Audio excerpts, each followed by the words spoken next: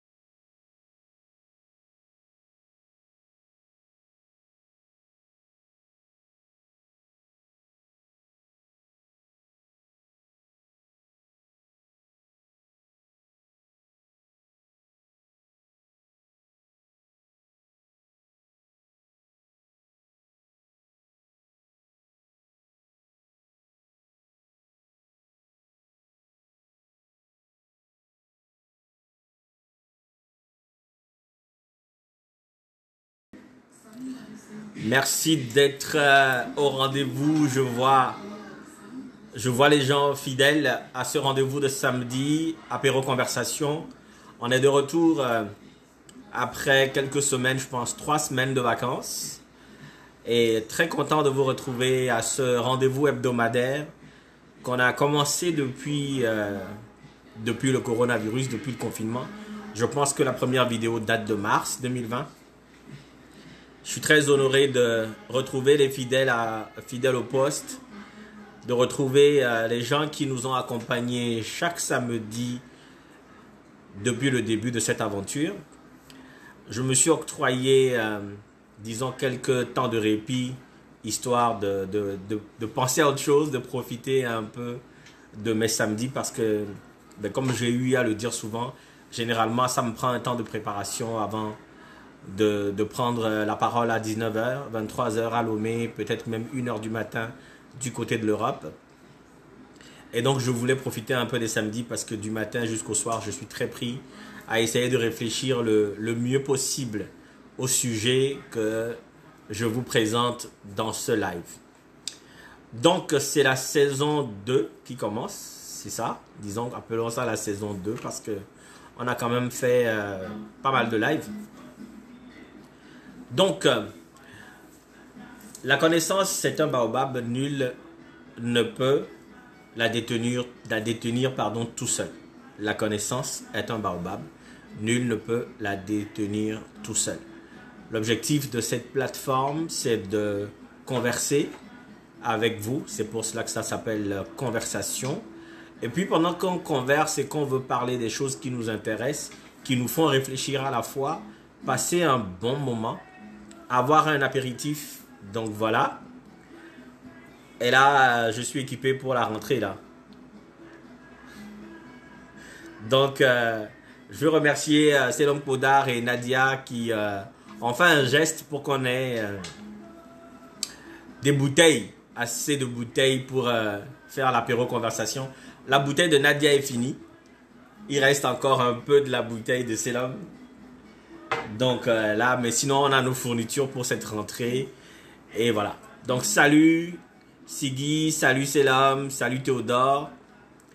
Je vous remercie de rester donc fidèle à ce rendez-vous. C'est un rendez-vous où on échange sur différents sujets, comme vous le savez. Des fois, c'est vous qui me proposez les sujets, des fois, c'est moi qui le propose, soit en fonction de la réflexion que j'ai ou en fonction de l'actualité. Et comme je n'ai pas eu le temps de travailler pendant les vacances et que, disons que je n'ai pas reçu d'instructions, pas de sujet venant de l'un de vous, me demandant est-ce que tu veux bien réfléchir à ce thème ou à cette question pour nous autres ou pour nous tous. J'ai décidé aujourd'hui de faire, disons, un suivi des événements qui se sont passés pendant que nous n'étions pas là. Donc on parlera de la Côte d'Ivoire, du Mali, on parlera un peu du Togo, on parlera des États-Unis, on parlera du coronavirus aussi. Et puis, ben voilà. Donc si vous êtes prêts, on va démarrer.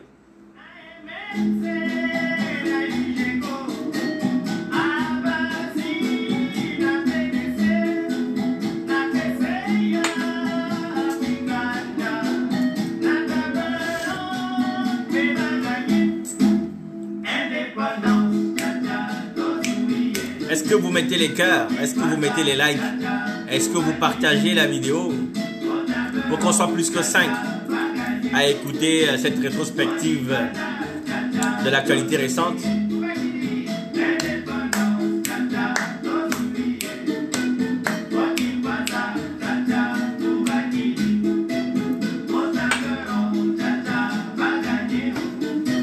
Est-ce qu'on démarre? Mettez qu'on démarre et on démarre.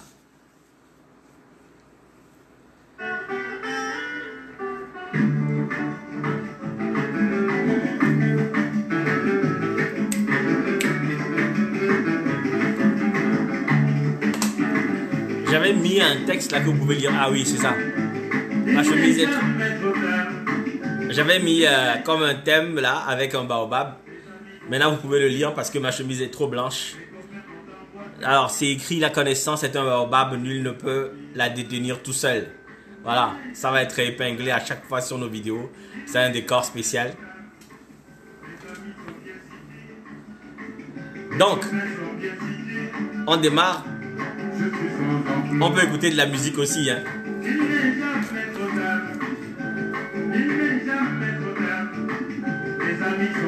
logés, mes copains sont bien logés.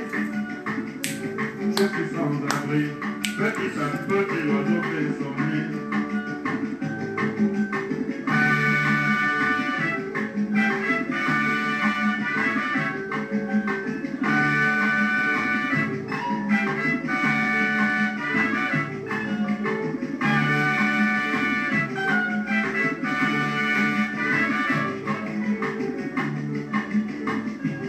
Il n'est jamais trop tard, il n'est jamais trop tard. Les amis sont tous partis, Alors, les copains sont tous partis. Cherche le bonheur, on démarre. je suis resté, je suis le gardien de notre tradition. Alors, pour démarrer,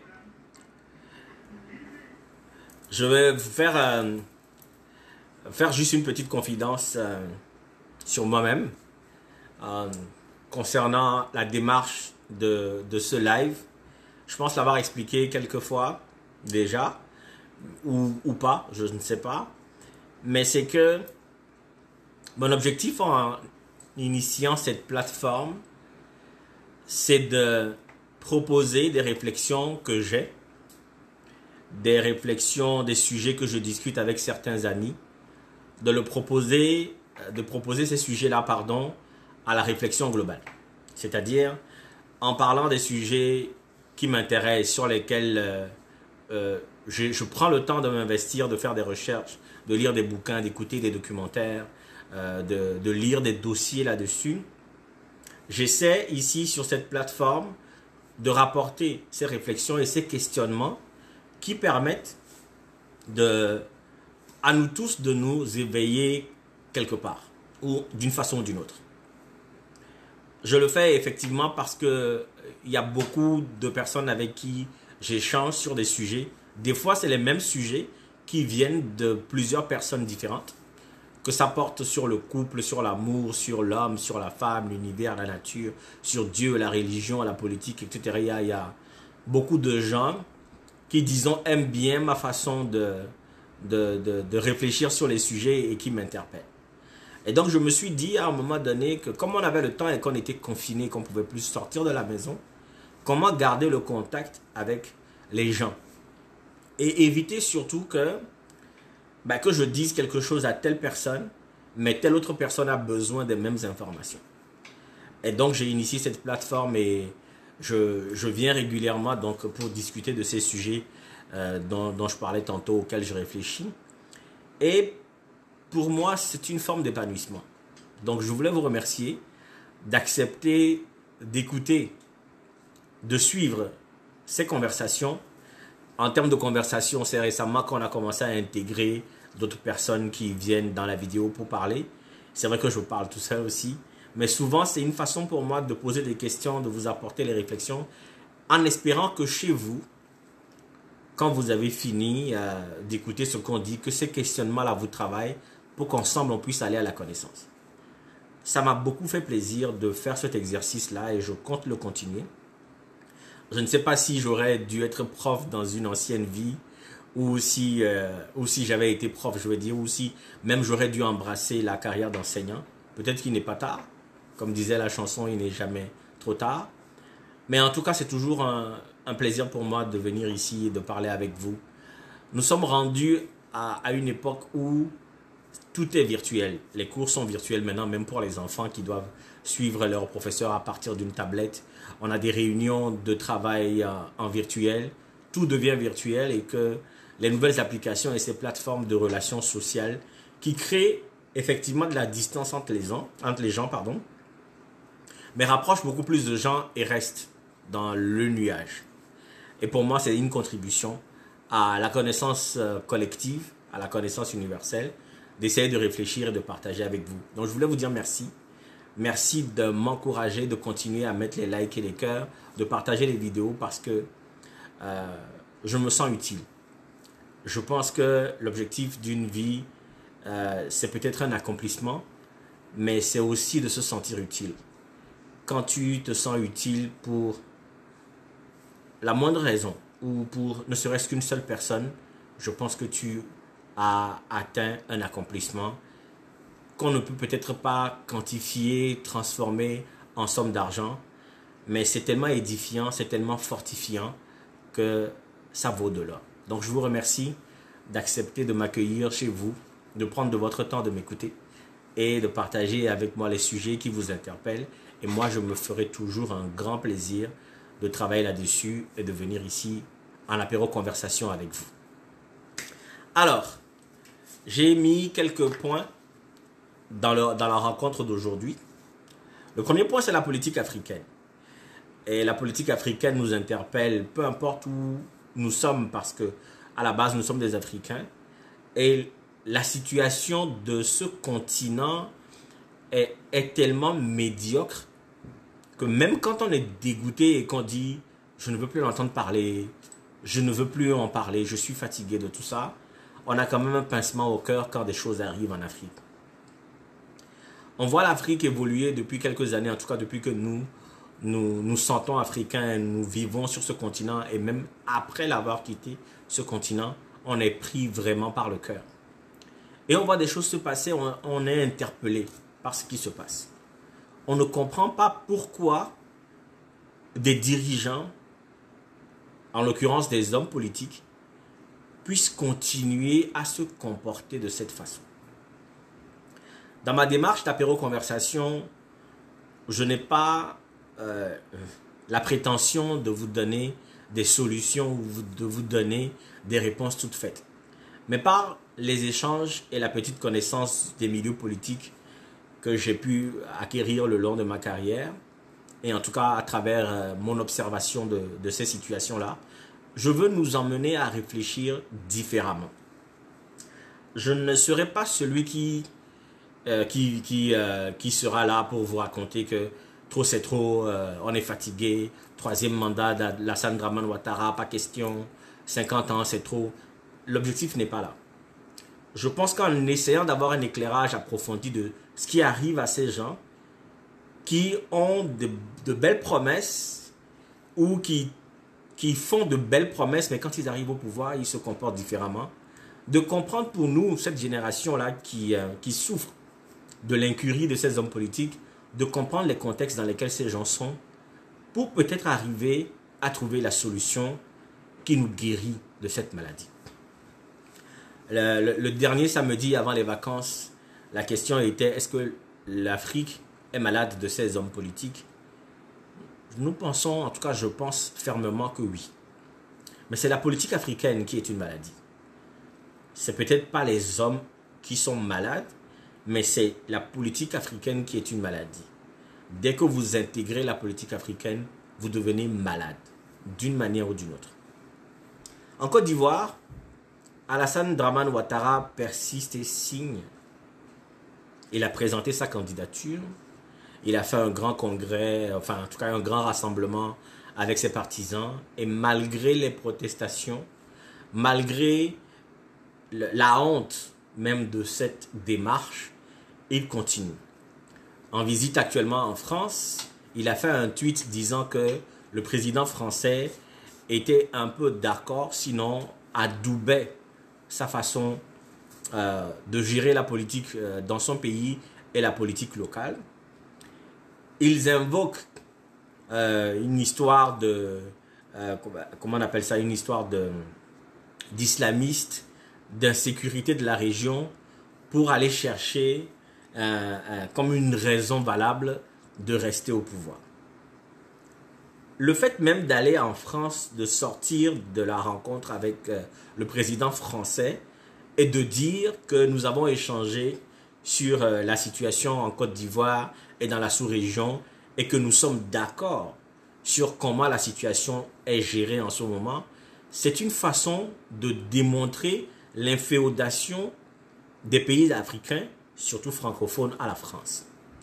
C'est un chef d'État qui est contesté dans son pays, qui est contesté dans sa démarche politique et que toute la classe politique dénonce cette démarche-là, va partir de l'Afrique, prendre l'avion et aller à l'Élysée pour aller se faire adouber, pour aller accepter sa démarche et revenir l'imposer à toute une population, à toute une sous-région.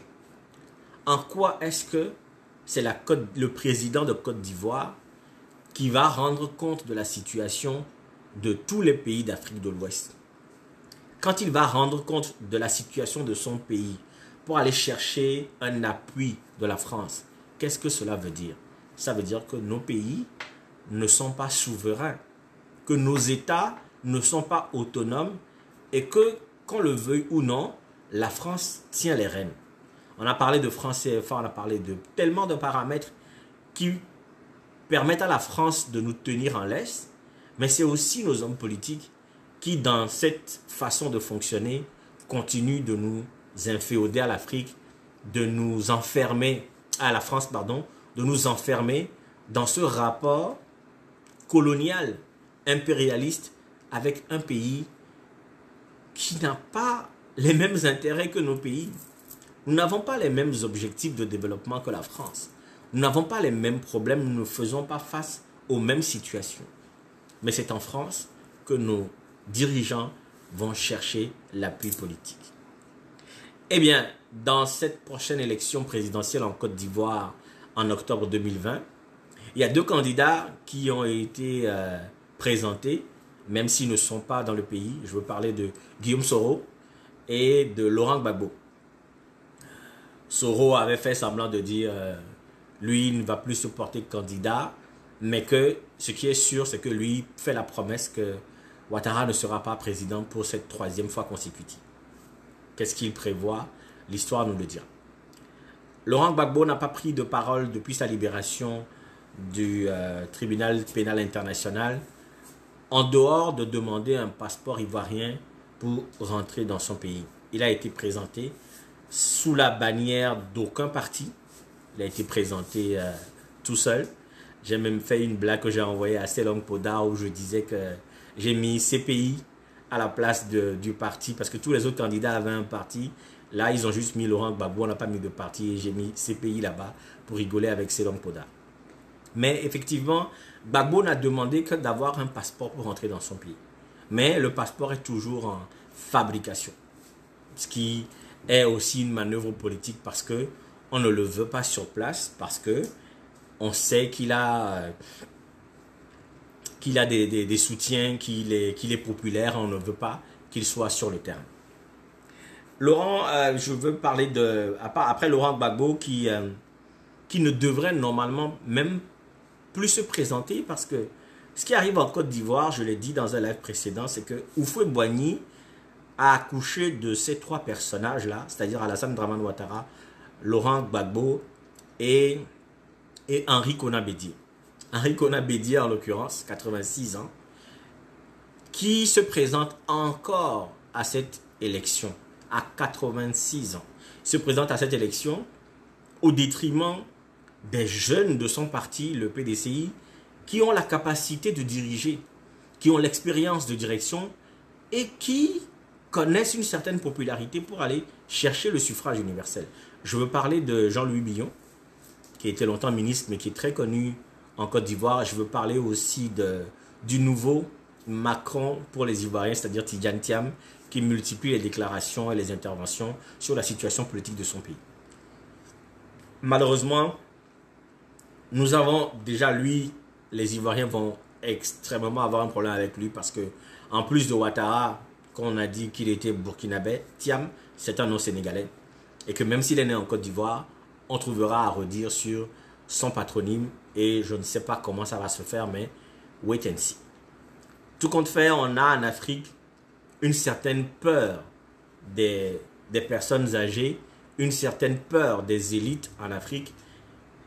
Et cette peur fait que les jeunes qui ont la capacité ne se démarquent jamais. Ils ne décident jamais d'aller à l'encontre de ces vieux qui ont un fonctionnement qui est dépassé, obsolète, qui est complètement inadapté aux enjeux actuels. Vous allez les avoir dans vos partis politiques et ils ne pourront rien faire parce que les partis politiques sont leur chasse gardée. Ils restent présidents tant qu'ils sont là.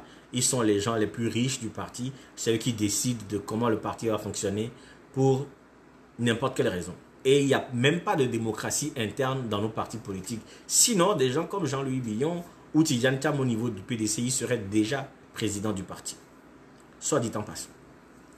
En Côte d'Ivoire, pour les prochaines élections, vous avez un autre aussi qui est très lisse, qui dit de belles choses, mais qui n'a pas les moyens et qui n'a pas suffisamment de popularité pour aller chercher le pouvoir qui circule entre le FPI de Laurent Gbagbo, le PDCI d'Henri Konan Bédié et le RDR ou devenu RHDP d'Alassane Dramane Ouattara, je veux dire les trois héritiers d'Houphouët-Boigny.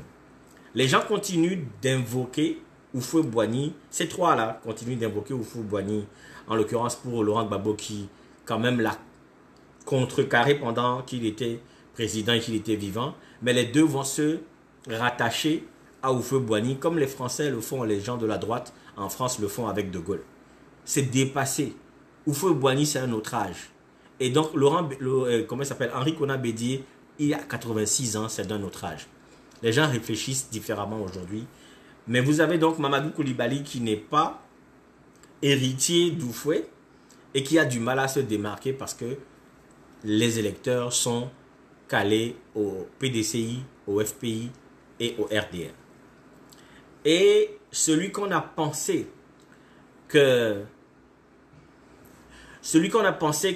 Ouattara prendrait à la mort de son ancien candidat Amadou Gon Coulibaly, ancien Premier ministre, c'était Ahmed Bakayoko. Parce que comme lui-même il a dit, il est temps de laisser la place à une nouvelle génération. Et il avait choisi Amadou Gon Coulibaly. Je vous ai expliqué dans un live précédent que vous retrouverez sur ma page quel était le calcul derrière.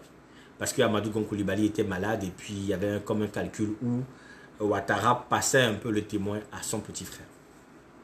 Et Ahmed Bakayoko avait déjà dit, même devant Alassane Dramane Ouattara, à Gon Coulibaly, grand frère, tu m'as accueilli dans l'équipe d'Alassane Dramane Ouattara, mais après toi, c'est moi. Mais quand il est décédé, on ne l'a pas pris. Mais on l'a nommé Premier ministre. Et ce que j'aime chez ce monsieur, même si on peut lui reprocher toutes sortes d'histoires, c'est qu'il est serein. Ahmed Bakayoko est Premier ministre. Il ne s'intéresse que très peu à la situation des élections. Même si c'est clair qu'il préfère que le RHDP gagne, mais il gouverne. Il fait quoi? Il gouverne la Côte d'Ivoire. Et il est toujours maire d'Abobo et je pense député de Séguéla, qui est une circonscription du nord de la Côte d'Ivoire. Et Ahmed Bakayoko gouverne son pays. Il a de plus en plus de popularité dans un quartier pauvre dont il est maire. Et il a même associé des artistes hier ou ce matin pour décorer, donner une nouvelle image à ce quartier un peu pourri d'Abidjan, de Côte d'Ivoire. Et à chaque fois qu'il fait ses sorties depuis un certain temps, les enfants crient « Prési, Prési, Prési, Prési ». Qu'est-ce que ça cache? Qu'est-ce que ça ne cache pas? Il y a eu plusieurs histoires. Bref, pour vous dire que sur la Côte d'Ivoire, ce qui se passe est malsain. Alassane Ouattara aurait dû passer la main à quelqu'un de son équipe, en l'occurrence peut-être Ahmed Bakayoko, parce que il a passé à Gon Coulibaly qui était l'un de ses premiers. Lui-même, il a dit que Ahmed Bakayoko a été le premier à être emprisonné pour lui. Il aurait donc dû lui passer la main, il ne l'a pas fait. Il a nommé ministre et lui, malgré son âge, 78 ans je pense, veut continuer à gouverner et les gens meurent. Les manifestations sont là, les gens sortent les machettes pour se battre, les élections ne sont même pas encore faites. Il arrive que dans cet accaparement du pouvoir et de toutes les instances des institutions du pays par une certaine caste de gens, c'est l'avenir de pauvres personnes qui est complètement embrigadé, l'avenir qui est complètement hypothéqué. On ne pense pas aux jeunes Ivoiriens qui a juste besoin d'un pays où il peut sortir de façon sécuritaire de chez lui, aller travailler, gagner son pain et évoluer normalement. C'est le problème dans tous les pays d'Afrique, en l'occurrence dans tous les pays d'Afrique francophone. C'est trop facile de dire que c'est le sous-développement. C'est trop facile de dire que ça va aller, la démocratie, ceci, de chercher des raisons. Nous avons une élite en Afrique francophone qui ne veut pas que la situation change parce que ça les arrange. cette caste de dirigeants que nous avons, que ce soit au pouvoir, à l'opposition, et même dans la société civile, ces gens-là ne veulent pas que la situation change et on ne fait que répéter les mêmes schémas à chaque fois. En Guinée-Conakry, c'est Alpha Condé qui veut faire jusqu'au bout un troisième mandat, quoi qu'il en coûte. Vous avez le Mali où on a fait un coup d'État, moi j'appelle même ça un coup d'éclat parce que ce qui s'est passé dans la situation du Mali, c'est juste que les militaires ont enlevé un président et ils se sont installés, et ils veulent même s'installer plus pour 3 ans. C'est tellement flou, c'est tellement bizarre ce qui s'est passé au Mali qu'on n'a pas l'impression que c'est une solution. On n'a pas vraiment l'impression que ce coup d'État mené par une junte qui s'est installée au pouvoir et qui veut s'installer pour organiser les élections 1 an, 2 ans ou 3 ans, on ne sait pas encore. Et c'est tellement une situation tellement floue qu'on ne sait pas si ça arrange le peuple malien. La fonction présidentielle, en fait, est trop prépondérante en Afrique. Quand un individu devient président de la République en Afrique, en l'occurrence en Afrique francophone, il a l'impression de devenir une divinité en soi. Et lui-même devient tellement intouchable, tellement adulé par une bande de corrompus qui tourne autour du pouvoir, que devenu Dieu, il pense être intouchable et il fait ce qu'il veut. Et les institutions de la République, les institutions ne sont que des coquilles vides, qui sont tenues par des gens qui ne font que faire plaisir au chef de l'État et à personne d'autre. Essentiellement à ses frères, à ses enfants, comme on l'a vu dans beaucoup de pays.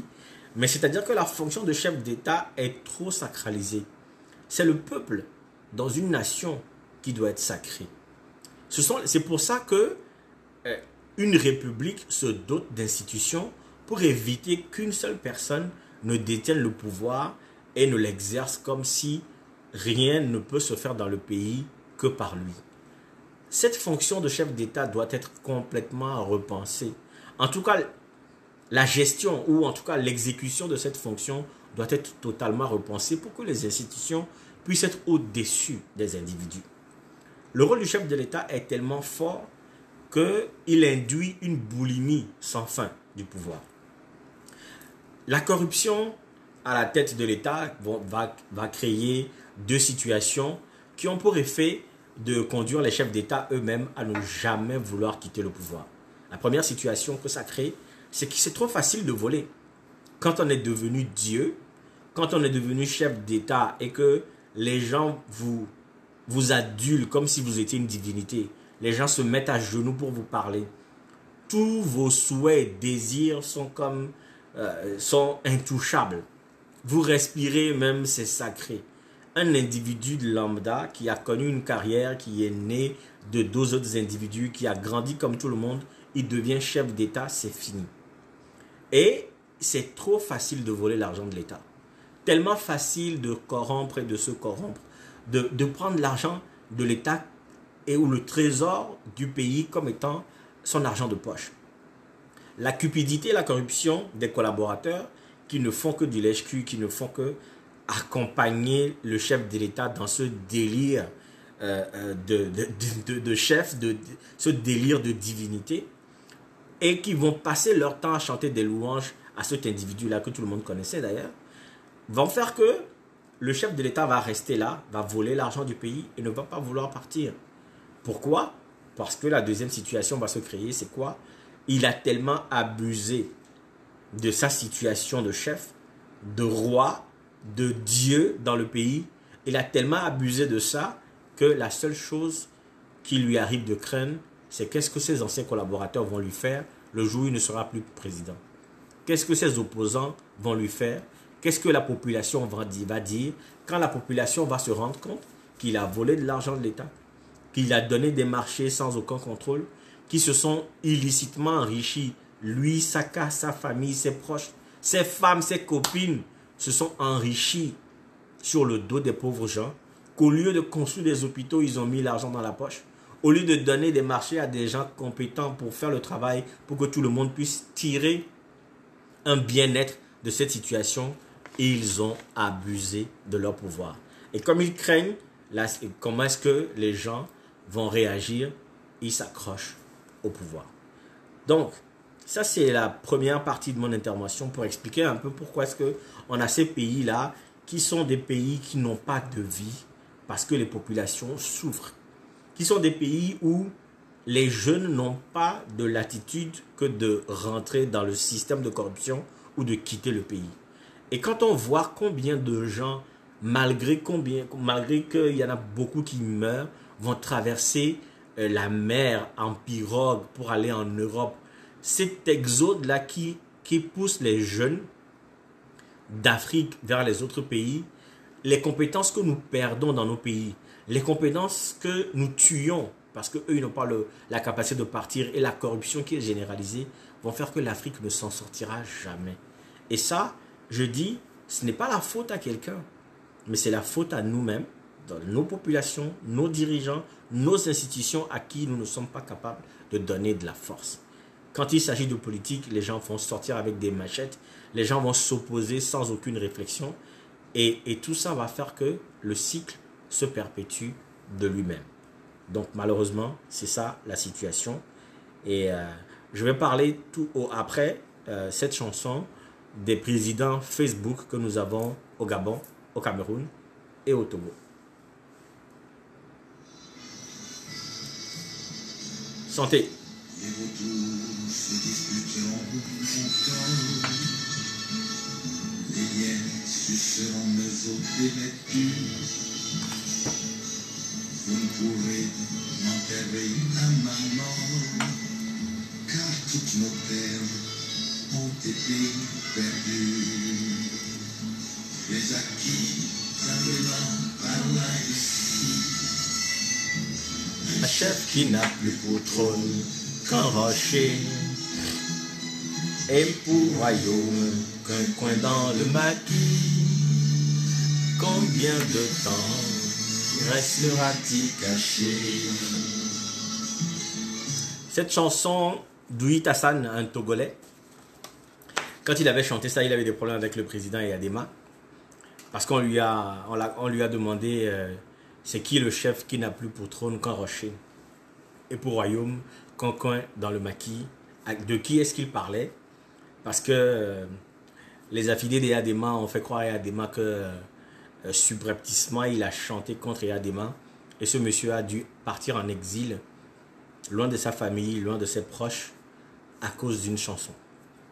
Aujourd'hui, cette chanson est devenue vérité pour en tout cas 3 présidents que j'appelle les présidents virtuels, les présidents Facebook. À l'issue des élections au Gabon, Jean Ping avait déclaré qu'il avait gagné les élections et il s'est considéré comme chef de l'État de la République du Gabon, mais il n'est pas sur le territoire et il écrit des lettres et il signe le président du Gabon. À l'issue des élections au Cameroun, Maurice Kamto va aussi entrer dans la même démarche. Lui continue de réclamer sa victoire, de demander aux populations de sortir pour aller chercher sa victoire pour lui. Et récemment, à l'issue des élections au Togo de février 2020, je vais le dire comme lui-même il le dit, Gabriel Agboume Kodjo se considère comme chef de l'État élu, président élu du Togo, et il est allé plus loin que les autres. Il est vraiment allé plus loin que Jean Ping et Maurice Kamto, parce que les autres ont continué de protester, d'affirmer qu'ils sont les véritables gagnants des élections présidentielles. Agboume Kodjo est allé plus loin. Pourquoi? Parce que non seulement il affirme, il crée un site internet Présidence de la République où on voit sa photo avec les armoiries et les emblèmes de l'État, ce qui lui a valu une convocation, et on est même parti le chercher chez lui, Manu Militari, pour lui faire signer une décharge comme quoi il lui interdit d'utiliser les armoiries de l'État comme président de la République. Et que, après les élections, il devait faire un recours au niveau de la Cour constitutionnelle, ce qu'il n'a pas fait. Il n'a jamais apporté la preuve de sa victoire, mais qui ne peut pas se permettre d'utiliser les armoiries de l'État. Et donc, Agboume Kodjo va quitter le pays et en disant qu'il craint pour sa vie. Et maintenant, depuis son maquis, en tout cas là où il est caché, il fait des nominations. Il avait commencé en nommant un premier ministre et un ministre des Affaires étrangères et maintenant il nomme des ambassadeurs. Ces décisions, c'est-à-dire les réclamations de j'ai gagné, je suis le président élu, on a volé ma victoire, etc. Et même je vais loin, je choisis un premier ministre de mon pays, de mon nouveau ou mon prochain gouvernement, je nomme des ambassadeurs, etc. sont totalement sans effet. Pourquoi on arrive à cette situation-là? Je trouve que c'est légitime pour quelqu'un qui participe à un jeu, qu'il considère avoir gagné, qu'il peut apporter la preuve, je ne suis pas juge en la matière, qu'il peut apporter la preuve quand même de dire que on lui a volé sa victoire. Je trouve que c'est légitime de réclamer, de dire je suis le gagnant, je suis ceci, je suis cela. Là où ça frise le ridicule, et je trouve que nous devrions être plus intelligents que ça, là où ça frise le ridicule, c'est de continuer sur les réseaux sociaux, Facebook en l'occurrence, de se pavaner comme étant chef de l'État sans avoir les moyens de sa déclaration. Qu'on ne soit pas capable, en tant que président élu ou en tant que président qui ait vraiment gagné les élections, de garantir les effets de sa victoire. C'est-à-dire qu'on n'est pas capable d'aller chercher les résultats, d'obliger la Cour constitutionnelle à donner les vrais résultats, ou même le pire, surtout dans la situation du Togo, d'apporter le moindre procès verbal. Parce que l'autre partie de l'opposition a dit, ok, quelles sont les preuves de la victoire pour que nous puissions nous engager dans une démarche de revendication. Qu'on n'ait pas apporté tous ces éléments, mais que on peut continuer à se targuer de l'appui du Saint-Esprit ou des résultats, les vrais résultats, disons, des élections pour continuer à se pavaner sur les réseaux sociaux qui n'ont aucune espèce de réalité. Ça frise le ridicule pour moi. Et je le dis comme je le pense.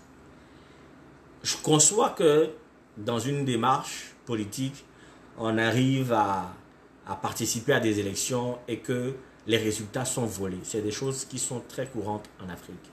On sait comment les élections sont organisées. On le sait. C'est pas nouveau pour personne. Le pire au Togo, parce que c'est le pays que je connais, c'est que le code électoral est là, mais le fichier électoral est corrompu, tout le monde le sait. Le découpage électoral n'est pas fait pour arranger l'opposition, tout le monde le sait. On n'est jamais d'accord sur les conditions d'élection parce qu'à chaque fois, l'opposition et le parti au pouvoir vont se chamailler sur les révisions du fichier électoral, sur le découpage électoral, et même sur la constitution, sur la composition de la CENI, sur la composition de la Cour constitutionnelle. Et l'opposition sait très bien que ces quatre éléments-là, je parle du fichier électoral, du découpage électoral, de la CENI et la Cour constitutionnelle, sont totalement aux ordres du pouvoir, mais l'opposition va aux élections et espère que si les résultats ne sont pas conformes à ce qu'ils ont vu ou à ce qu'ils croient, parce que la plupart du temps ils croient, ils ne sont pas sur le terrain pour savoir ce qui se passe, la plupart du temps ils n'ont même pas de délégués dans les bureaux de vote.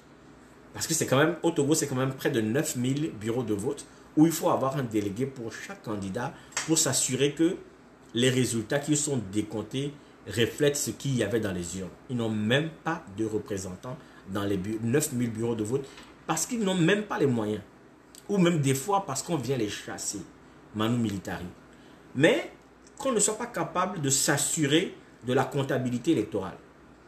Qu'on puisse aller à un jeu où les dés sont complètement pipés pour venir dire après, oui j'ai gagné, oui c'est ma victoire, oui je suis le président élu et ceci et cela, vont créer une situation qui est tellement ridicule que, à la limite, ce qu'on espère, c'est qu'il y ait un coup d'État ou qu'il y ait un soulèvement populaire et que des pauvres personnes, des pauvres gens vont sortir dans la rue pour aller réclamer la victoire d'un candidat qui se cache avec sa famille, avec ses proches.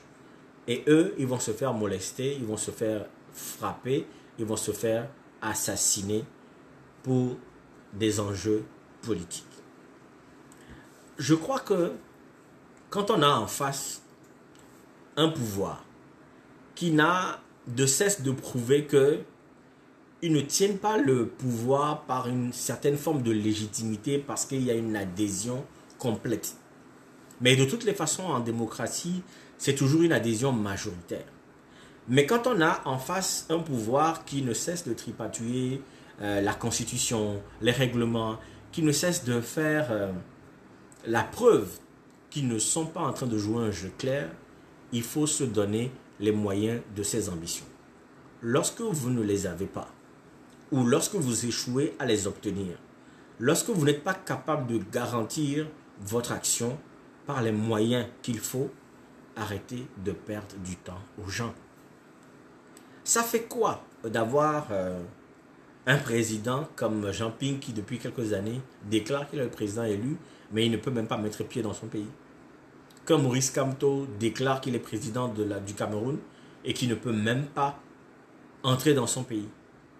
Que Aguillaume Kodjo fasse des déclarations sur déclarations pour venir expliquer aux gens, demander aux gens de faire des jeûnes et prières, d'aller à l'église, de faire des marches, de sortir pour faire des protestations, de nommer des gens à tout va, sans capacité réelle de prendre le pouvoir. À quoi joue-t-on? À quoi joue-t-on avec les émotions des populations? À quoi joue-t-on avec l'avenir des gens?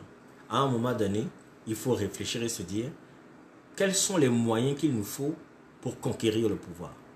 Il n'y a personne, en tout cas c'est seulement au Togo, où la classe politique de l'opposition pense que le pouvoir va se lever un matin et va dire « Ok, d'accord, vous avez raison, ça fait longtemps qu'on est là, tenez, prenez le pouvoir ». Ils ne le feront jamais.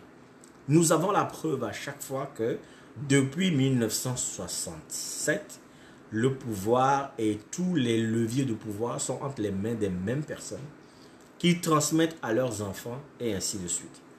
Et aujourd'hui, on continue encore de faire de l'opposition comme d'un jeu. On est encore en train de vouloir faire l'opposition comme si on s'amusait, comme si on jouait aux billes. Là n'est pas la solution. À un moment donné, il faut se poser les bonnes questions, faire les bonnes réflexions et décider d'une vraie marche à suivre. Parce que protester et nommer des gens, faire des faux sites internet pour dire qu'on est président de la République ou le réciter, se mettre des photos devant le drapeau, ça ne sert strictement à rien parce que c'est suivi, c'est sans effet. Ce n'est suivi d'aucun effet. Malheureusement, tant on continue d'avoir des gens comme ça qui ont la prédation du pouvoir, qui sont de réels prédateurs, qui s'accaparent de tout en face, à un moment donné, ils ne lâcheront pas le morceau. À un moment donné, ils ne lâcheront pas le morceau jusqu'à ce que l'équilibre de force soit changé. Je pense que nous sommes dans des situations tellement complexes en Afrique que même l'exercice politique nous est interdit. L'exercice de la démocratie nous est complètement interdit. Mais tant que nous ne prendrions pas les taureaux par les cornes, on va continuer toujours à avoir ces genres de situations un peu bizarres où les mêmes sont au pouvoir et ne changent rien et les populations souffrent.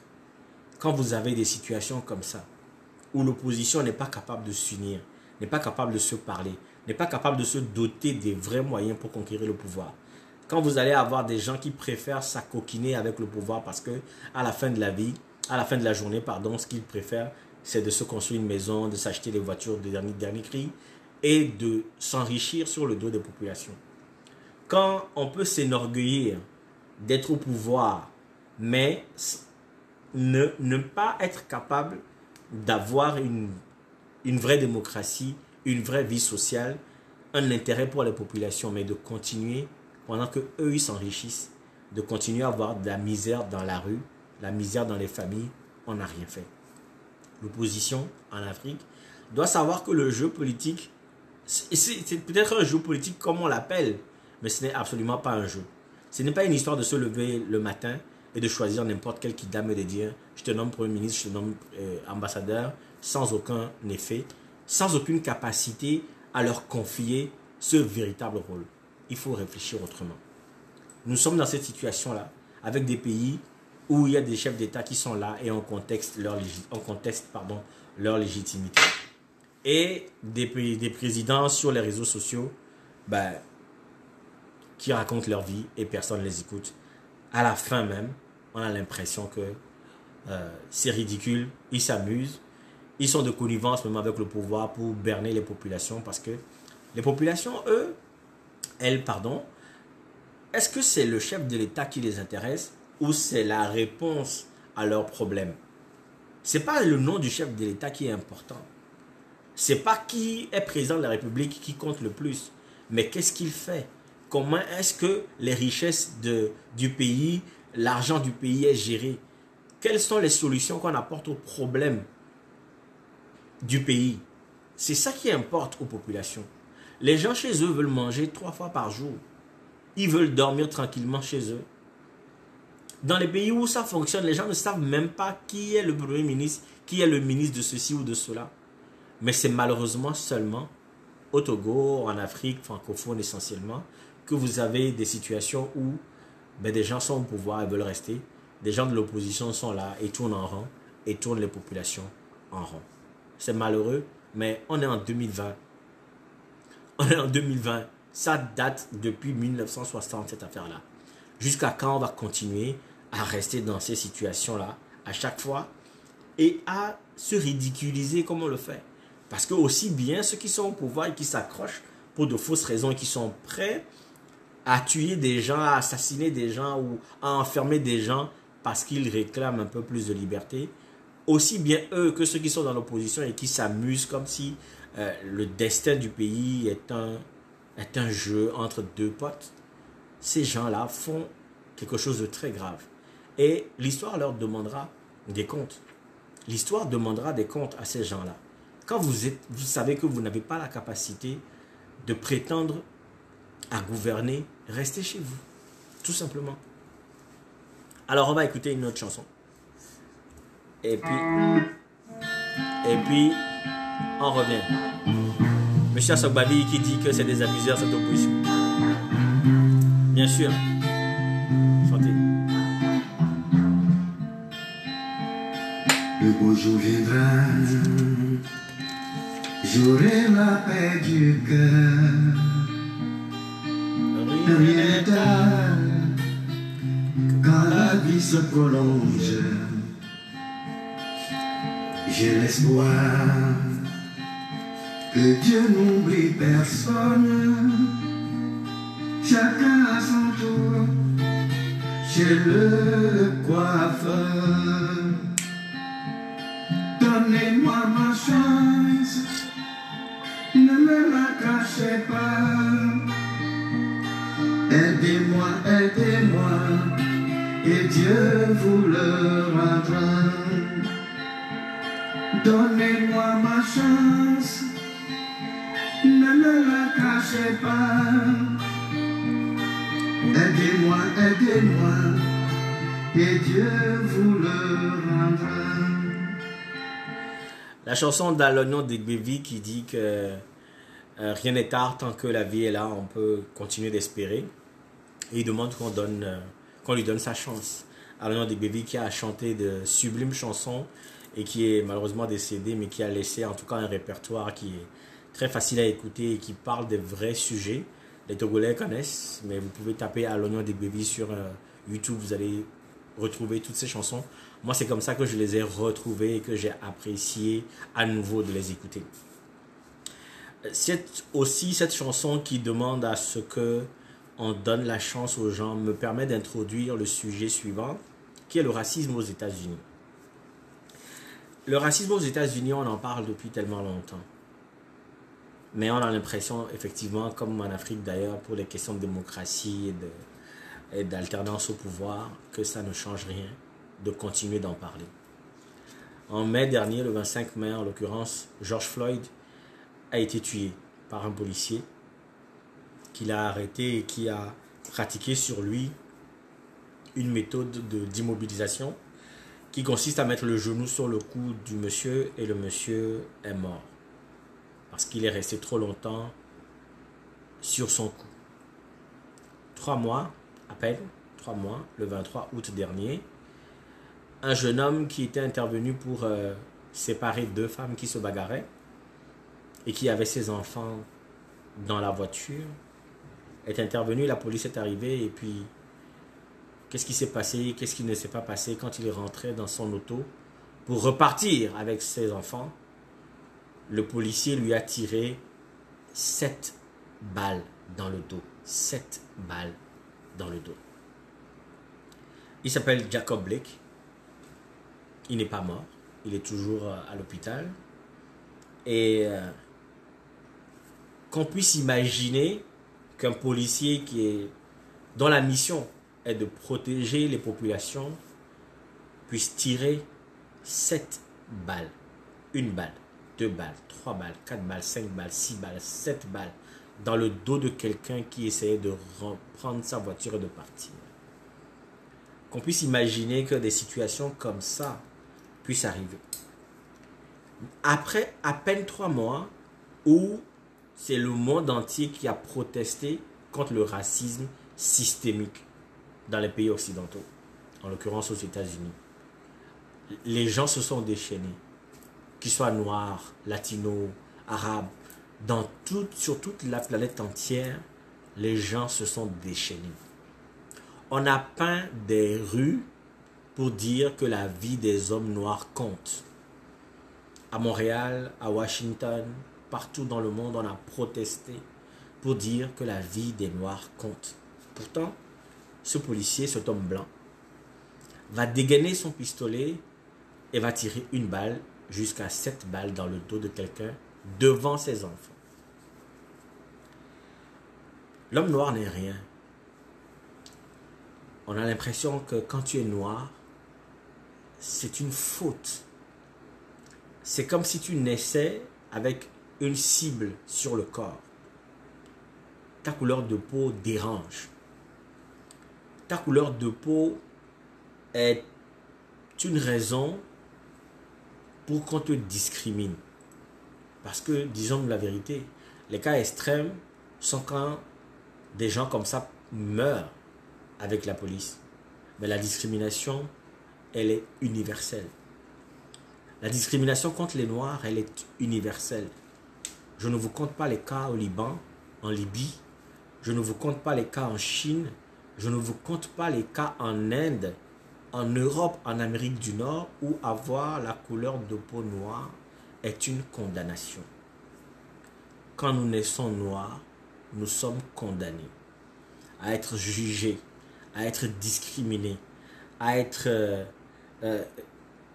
détruits, à être attaqués pour le seul fait d'être noirs. Ce qui se passe, c'est que quand il y a des situations extrêmes comme pour George Floyd ou même pour Jacob Blake, où les gens sortent et manifestent leur ras-le-bol, où des leaders prennent la parole pour dire trop c'est trop, il faut arrêter de faire comme ça. Que des gens pleurent, que des enfants ne comprennent pas, que des gens chantent cette douleur que le noir vit à l'intérieur de son âme dans cet univers, sur cette planète Terre. Que les gens dénoncent cette discrimination depuis autant d'années. Mais ça ne change pas. Il n'y a rien qui change. Le président des États-Unis, Donald Trump, est allé dans la ville où le cas s'est passé. Il est parti saluer la police pour leur dire du courage dans la gestion des manifestations. Mais il n'a pas dit arrêtez de tirer sur des Noirs. Il est parti les encourager dans la gestion des manifestations.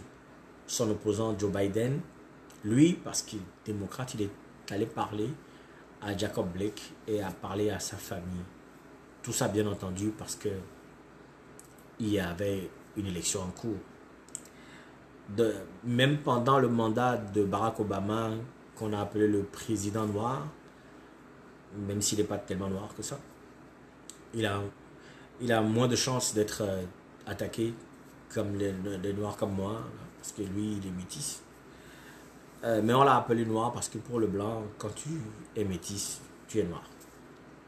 Mais pendant son mandat, on a tiré sur des gens. La police a tué des gens. Qu'est-ce qui arrive? L'histoire est coupable de cette situation. L'histoire du monde est coupable de la situation que l'homme noir vit partout dans le monde. De cette façon que les gens de vous regarder quand vous passez. De cette façon que les gens ont de vous adresser la parole. De cette façon que les gens cette espèce de hauteur naturelle que le blanc, le chinois, l'arabe, n'importe qui peut avoir sur vous à rien que vous regardez. De cette espèce de misère, de pauvreté, de mauvais attributs qui vous collent à la peau parce que vous êtes noir. Qu'est-ce que nous devons faire? Qu'est-ce qu'il faut faire pour arriver à cette situation où on peut vivre comme n'importe qui? On peut vivre comme n'importe qui. Mais c'est quoi cet univers-là, cette vie-là où on est là et notre nature dérange? Notre couleur de peau dérange. Et que on puisse facilement tirer 7 balles sur un individu devant ses enfants. Effectivement, est-ce qu'on va dire qu'on fait un raccourci parce que si nous disons qu'on a tiré sur lui parce qu'il est noir, on fait peut-être un raccourci, on ne sait pas ce qui s'est passé, mais 7 balles dans le dos, 7 balles dans le dos, un genou sur le cou de quelqu'un qui dit « je ne peux pas respirer ». Jusqu'à quand est-ce que l'homme noir va continuer à être persécuté? Pas parce qu'il a fait quelque chose, mais parce qu'il est quelque chose. Et ce qu'il est, c'est noir. Il est noir et ça dérange. L'histoire est coupable parce que l'esclavage, la traite négrière, la colonisation et tout ce qui se passe en Afrique aujourd'hui où l'Afrique est le grenier du monde, on va, on extrait, on enlève, on prend, on décide au détriment des gens qui sont sur place. Et même ces gens-là qui ont été pris du sol africain Manu Militari, contre leur gré, qui ont été amenés aux États-Unis, qui ont construit les États-Unis, qui ont bâti les États-Unis, qui ont travaillé avec leur sueur, leur sang, leur force. Ils ont contribué à édifier cette nation qu'on appelle les États-Unis d'Amérique. Et qui ont été tellement délogés qu'ils ne se retrouvent ailleurs autre que sur ce territoire qu'ils ont construit. Les autres sont allés parce qu'ils fuyaient la persécution en Europe, dans le vieux monde. Ils sont allés au nouveau monde. Ils sont allés maintenant chercher des gens de force. Ils les ont amenés dans le nouveau monde pour travailler. Ils les ont brimés, discriminés. Mais ils sont là-bas, ils sont citoyens de ce pays. Ils sont nés là-bas. Mais ils continuent d'être considérés comme des moins que rien. L'histoire est coupable. Qu'est-ce que nous devons faire? La seule façon de faire, ce n'est pas de manifester, de casser des magasins, de piller des magasins parce qu'on est en colère, de faire des manifestations, c'est l'éducation. Nous devons éduquer. Les Noirs doivent éduquer les Noirs. Nous devons nous éduquer. Nous devons nous former, nous mobiliser. Parce que malheureusement, nos protestations, nos réactions, apparemment, comme on le voit, après 3 mois de George Floyd, voici Jacob Blake, nos protestations ne donnent rien. Au contraire, on nous prend toujours pour de la chair à canon. On prend toujours les Noirs comme n'importe quoi. Malheureusement, ce qui arrive, c'est que sans éducation, nous sommes condamnés à accepter cette situation. Des Noirs même s'infériorisent eux-mêmes vis-à-vis du blanc pour toujours la faute de l'histoire. Parce qu'on nous a inculqué dans nos têtes que nous ne sommes rien. On nous a inculqué dans nos têtes qu'ils sont tout. Nous avons construit des divinités qui leur ressemblent. Et donc, on a cette soumission intrinsèque, automatique vis-à-vis d'eux. Nous ne sommes pas éduqués. Et nous devons éduquer nos générations. Nous devons nous éduquer pour construire une société plus équitable. Je disais dans un live précédent que c'est bien qu'on ait des blancs qui disent, ou des occidentaux qui disent Black Lives Matter, ou qui disent trop c'est trop, pas de racisme, ceci et cela, etc. Dites à vos gouvernants d'arrêter de discriminer les Noirs. Dites à vos gouvernants d'arrêter de piller l'Afrique.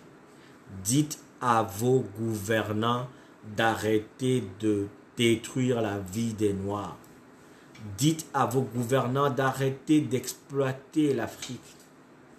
En Occident, plus un quartier commence à avoir des Noirs qui viennent habiter, le prix du loyer va chuter. Et donc, comme ils sont les plus pauvres, généralement, ils vont tous aller vers là. Ce quartier va devenir un quartier défavorisé. Défavorisé pourquoi? Moins de services sociaux, moins d'implication de l'État, moins de budget pour les associations qui sont là, qui sont en train de travailler. C'est de la discrimination.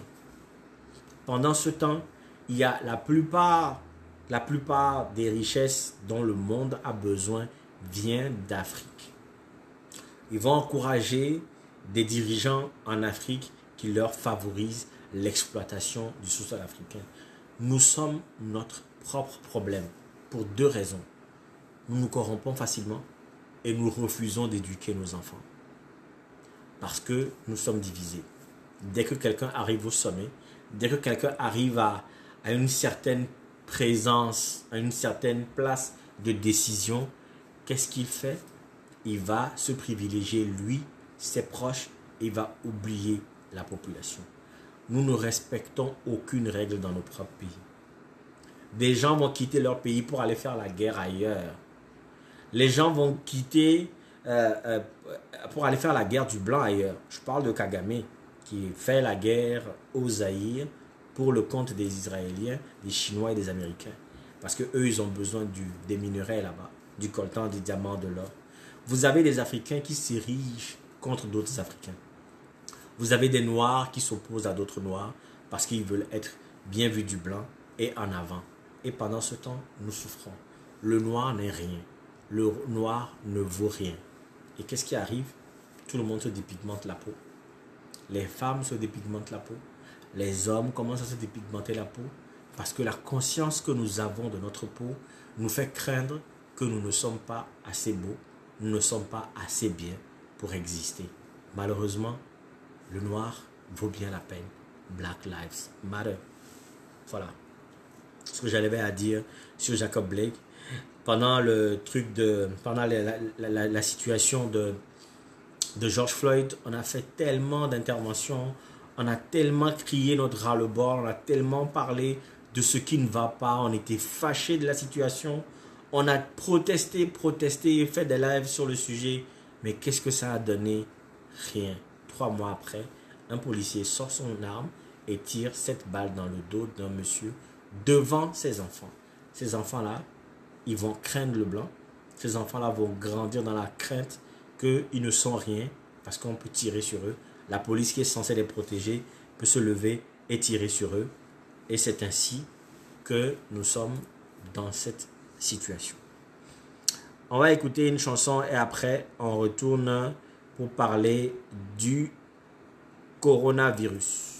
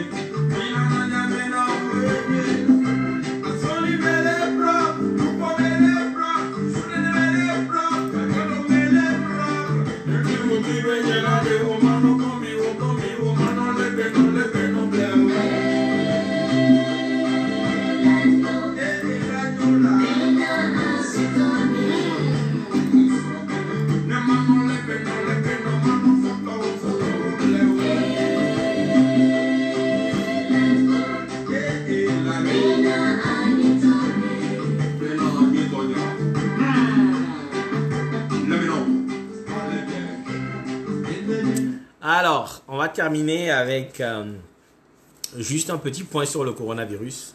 parce qu'on sait que la pandémie a été déclarée depuis décembre dernier, s'appelle Covid-19 en l'occurrence à cause de ça, et que Covid-19, confinement en février, depuis après on a commencé à déconfiner, mais là ce qui se passe, c'est que on exige aux gens de ressortir, on ne veut plus confiner totalement, parce que les États ont décidé que nous devons retourner au travail.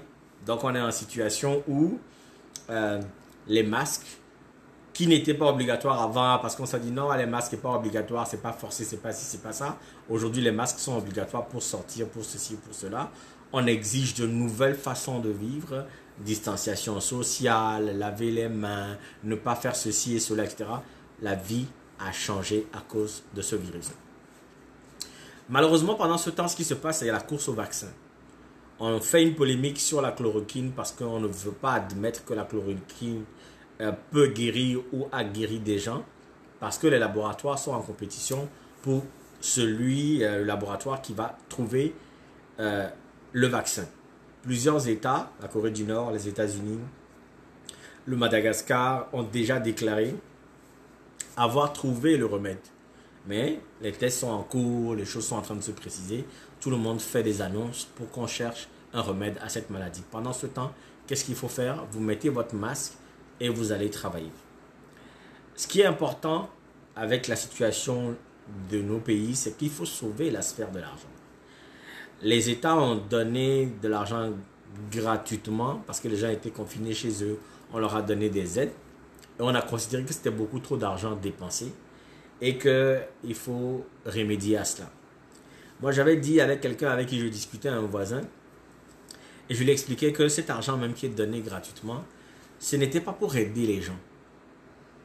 Parce qu'ils auraient peut-être pu dire, ah, vous ne pouvez pas prendre de loyer, on connaît les adresses de tout le monde, on connaît les noms de tout le monde dans nos pays, tout le monde est fiché, fixé. On aurait pu produire pour nous donner, pour nous aider, donner des sacs de ci, c'est ça. On nous a donné de l'argent pour qu'on continue à acheter, pour qu'on conserve cette capacité à dépenser de l'argent, à consommer, parce que le capitalisme se nourrit du consumérisme. Et après, comme l'État a considéré que c'était beaucoup trop d'argent qui a été donné, qu'est-ce qu'on fait? Ben, mettez les masques, allez travailler. Nous, pendant ce temps, on équipe les hôpitaux, on a des respirateurs. Si vous tombez malade, ben, on va vous traiter. Si vous mourrez, tant pis, allez travailler quand même. C'est ça. L'argent vaut mieux que l'être humain. Pendant la situation où je disais qu'on nous a donné de l'argent, moi je n'ai pas reçu personnellement parce que j'ai fait du télétravail, j'ai continué à travailler. Mais pendant la situation où on nous a donné de l'argent gratuitement, on a continué à consommer. Devinez qui se sont enrichis? Amazon pour les livraisons. Une journée, il a fait 13 milliards de dollars en une journée. Shopify, qui est aussi une plateforme d'achat de commerce en ligne, a vu son action monter comme ça. Et les riches, ceux qui avaient des capitaux, ont continué de s'enrichir. Pendant que dans une société libérale, capitalisme, on va donner de l'argent, on va faire des exonérations d'impôts ou de taxes à des entreprises parce qu'on dit qu'elles créent des emplois pour ceci, pour cela. Qu'est-ce qu'on fait? Même cet argent gratuit qu'on nous a donné pendant 3-4 mois à cause du confinement décidé par le gouvernement, on va taxer cet argent-là. L'impôt va être prélevé sur cet argent donné soi-disant gratuitement à des gens qui étaient obligés de rester chez eux pour ne pas tomber malade. Ce qu'il y a, c'est que l'homme, l'univers, la nature ne vaut rien. L'argent vaut tout. Le capital est plus important. Et c'est ça qui est malheureux. Je ne sais pas si on est en train de changer d'époque. Je ne sais pas si on est en train de vivre une situation exceptionnelle. Moi, je le disais avant, et je le dis encore, que moi j'ai besoin d'une 3e guerre mondiale. Parce que j'ai vu la 1re guerre mondiale, comment elle a redistribué les cartes. J'ai vu la 2e guerre mondiale, comment elle a redistribué les cartes aussi.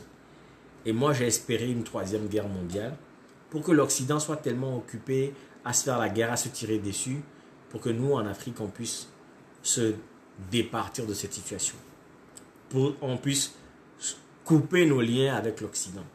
Parce que si jamais la France entre en guerre et que la France appelle pour dire « Ah, on a besoin de tel nombre de soldats pour ceci ou cela », que nous puissions dire non, nos enfants ne vont pas. Que les soldats puissent refuser d'aller en guerre pour aller mourir pour le blanc encore. Parce qu'on est allé en 14-18, en 39-45, À la fin, on nous a traités de tirailleurs et on ne nous a pas considérés. Donc si jamais il y a une troisième guerre mondiale, personne n'ira se battre pour la France ni pour les puissances occidentales. Ils n'ont qu'à se battre entre eux, là où ils ont des armes chimiques et qui se détestent, la Chine, les États-Unis, l'OTAN, etc. Mais il n'y a jamais eu cette guerre mondiale-là, mais on a coronavirus. Ce pourquoi c'était important d'avoir une troisième guerre mondiale, c'est que l'être humain, c'est quand il a tout détruit qu'il décide de réfléchir. Nous avons besoin d'une réflexion profonde pour savoir c'est quoi le modèle de société dans laquelle nous pouvons tous vivre heureux. Ce n'est pas le cas aujourd'hui. Nous avons des sociétés capitalistes, consuméristes qui rendent les gens malheureux.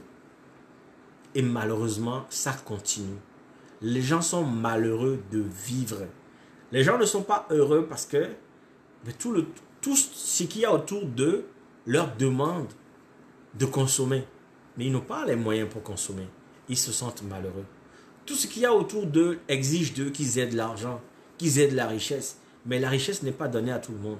Et qu'est-ce qu'ils doivent faire? Ils doivent travailler beaucoup plus. Ou soit même des fois, il y en a qui travaillent tellement, mais ils ont tellement de charges, le téléphone, le loyer, la maison, les taxes, les impôts, qu'ils n'arrivent pas à décoller. C'est les mêmes qui s'enrichissent, c'est les mêmes qui continuent de s'enrichir depuis des années. Les Rothschild sont riches depuis combien de siècles? Ils sont riches depuis combien de temps? Et c'est comme ça. Cette société, dans son fonctionnement, est totalement inégalitaire. Et moi, je dis, il faut une vraie révolution, il faut une vraie situation de crise qui puisse rappeler les gens à l'ordre et leur faire comprendre que une société inégalitaire ne peut qu'enfanter des injustices. Et les injustices ne peuvent que créer des situations délicates. Il n'y aurait pas de crime, il n'y aurait pas de convoitise, s'il n'y avait pas de convoitise. Il n'y aurait pas de situations difficiles à vivre s'il n'y avait pas des riches et des pauvres. Que ça soit équitable, que tout le monde puisse accéder parce que la terre ne nous demande rien, elle nous donne tout gratuitement. Mais nous les hommes, on a construit des sociétés qui mettent l'argent devant l'être humain. Et c'est ça qui est malheureux. Le monde n'est que violence.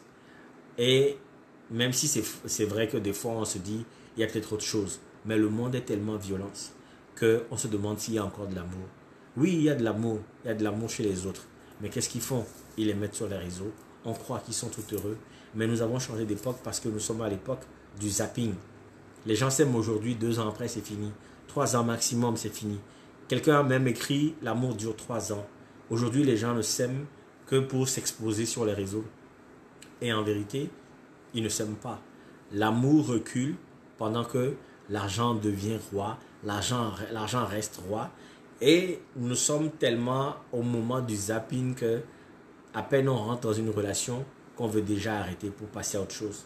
Des gens te disent « je t'aime » aujourd'hui, 2 jours après, ils disent « non, j'aime un autre ». C'est comme ça, il n'y a plus rien de pérenne, tout est éphémère.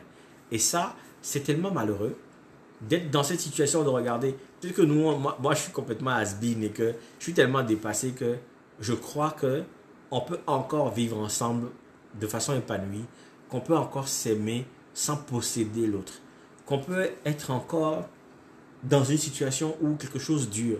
Mais regardez vous-même, les photos de profil, on les change de temps en temps, il y a des challenges nouveaux tous les jours, il y a des jeux, il y a des défis, il y a les stories, il y a les snaps qui durent 24 heures. Nous sommes à l'époque du zapping. Et dans toutes les sphères de nos vies, nous zappons. Sauf en politique africaine où les présidents ne veulent pas être zappés. Ce sera tout pour moi aujourd'hui. J'ai été très content de revenir donc parler avec vous dans Apéro Conversation. N'hésitez pas à donner vos sujets parce que moi j'ai besoin d'avoir vos sujets pour travailler. J'ai besoin que vous me demandiez qu'est-ce que vous voulez que je discute, de quoi vous voulez que je parle. Et moi je travaille là-dessus et puis je reviens. On se donne rendez-vous pour samedi prochain. Pendant ce temps, portez-vous bien, portez vos masques et n'oubliez pas, distanciation sociale, c'est important. Merci. Santé.